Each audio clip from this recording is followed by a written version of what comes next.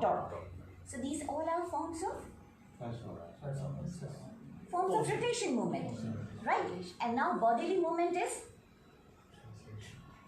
translation. Okay? So whenever you are moving in one direction, it is called as same direction in a uniform way. In a uniform way, it is called as bodily translation.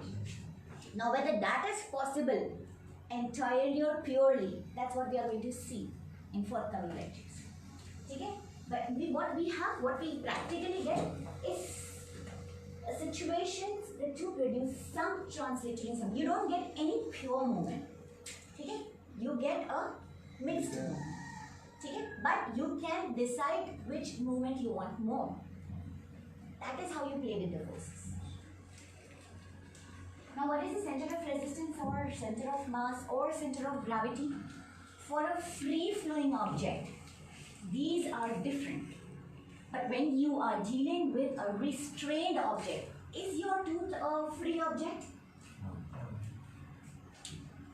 Is it? Is it a free object? Free. Is your tooth free in the body? It can move anywhere? No. It is restrained by bone, by ligament. So we term it as a restrained object. And for a restrained object, the center of resistance, center of mass, and center of gravity is the same point. It is the same point. So that is why it's oblique. Okay? Now, what is center of resistance?